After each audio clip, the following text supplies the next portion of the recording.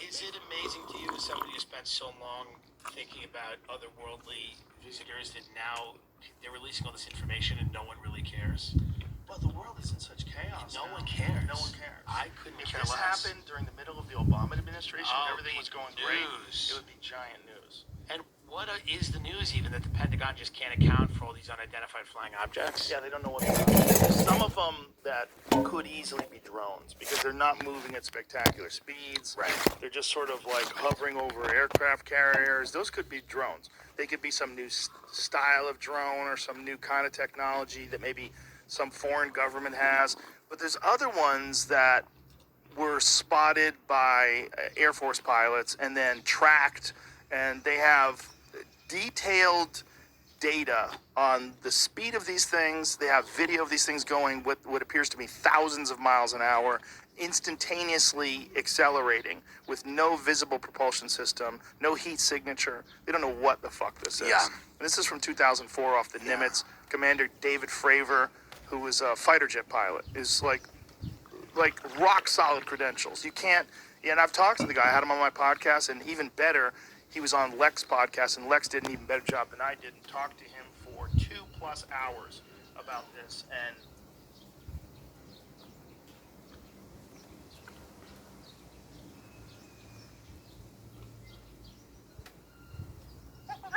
the Joe Rogan Experience.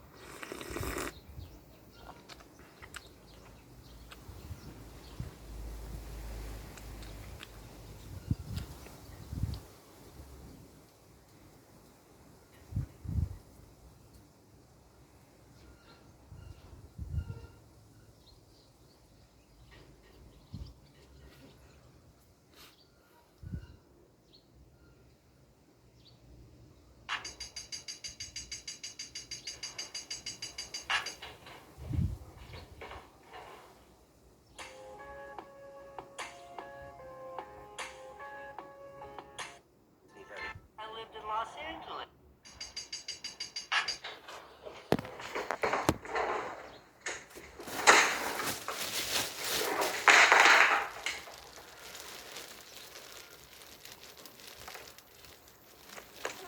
Wait a minute. I thought I lived in Los Angeles. I'm back! Hey guys! Go! All right, I gotta go. Bye. We're good. Yo! I miss this place. Okay, I'm not really back, but I'm back right now. I'm here in the city. So, like 3 days ago, I got on a plane for the first time. This is my first flight in 14 months. And I actually wasn't even coming back here to New York City. I was going back to Connecticut, my hometown. This has got to be the longest I've in my whole life ever gone without coming back to my hometown. And I was going to see my dad. My dad was having a pretty serious surgery, and I hadn't seen him in over a year, and I wanted to see him before that surgery. But it went well. He's out of the hospital, and he's doing great. Just leaving the old man's house. Home from the hospital, he's doing great. It makes me very happy. So I came into the city because I was close. When I was coming over that hill and I saw the New York City skyline for the first time, I'm looking at the city, the love of my life. I know my dad's doing great because he's out of the hospital. I literally started crying. I was so happy.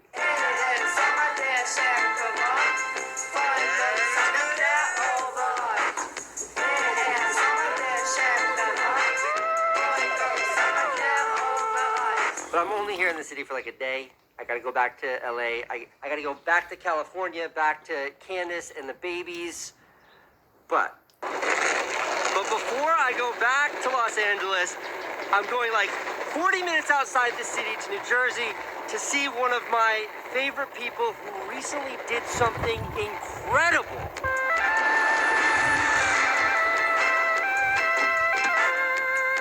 Rental car.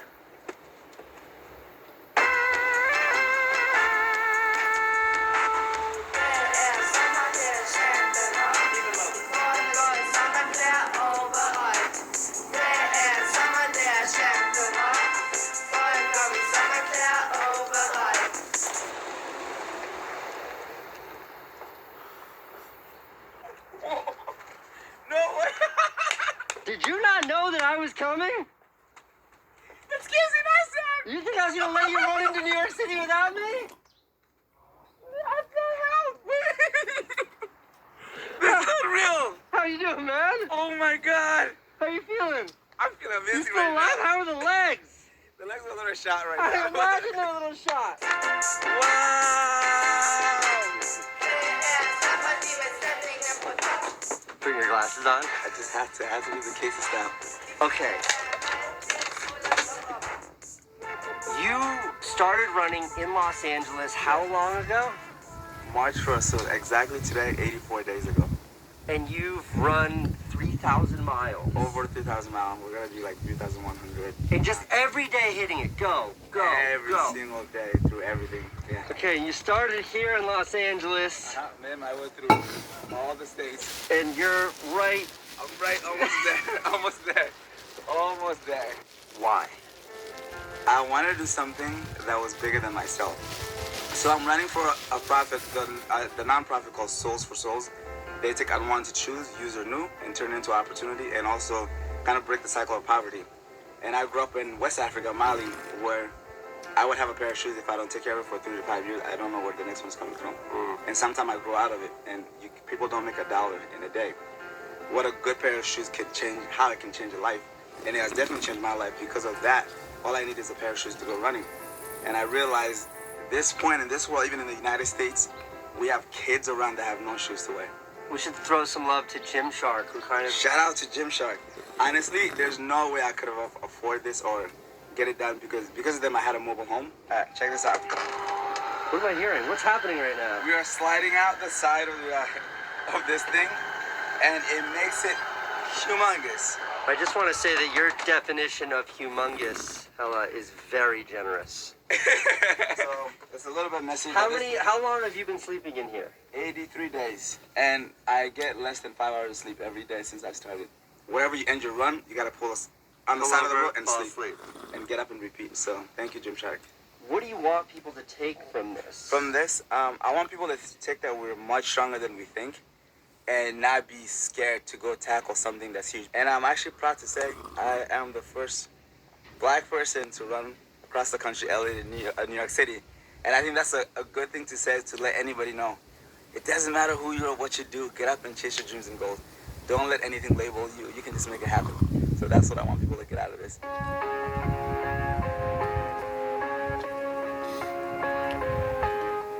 Much love to Gymshark for sponsoring and making this whole thing possible. I mean, really, what an inspiration that guy is. Running across the country. Let's run.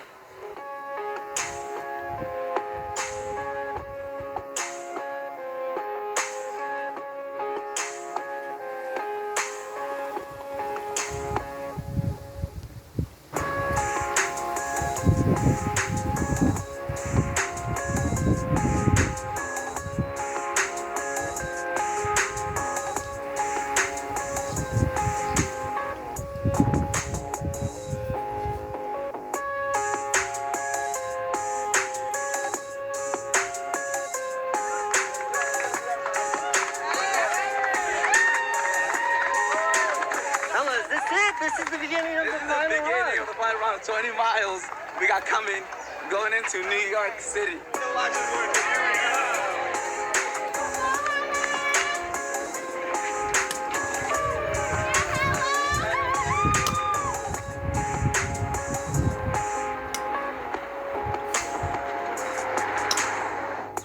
What is it? What is it about running?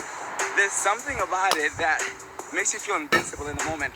When you're enduring pain and you just feel like you can go through it, and then when you finish, that's the best feeling. So no matter what it is, you find a way to finish because the feeling after, there's nothing like it. You've run for 84 straight days, Uh-huh. 40 miles a day. Yes. What are you gonna do tomorrow morning when you wake up, when you're done with all this? I'm gonna go run with Casey Neistat. We're gonna go run some more. It's I'm not ready. It's not gonna be 40 miles, but we're gonna go for it. I'm gonna go for a couple miles. You're gonna do more, but you get up and get after it again. That's what you gotta do.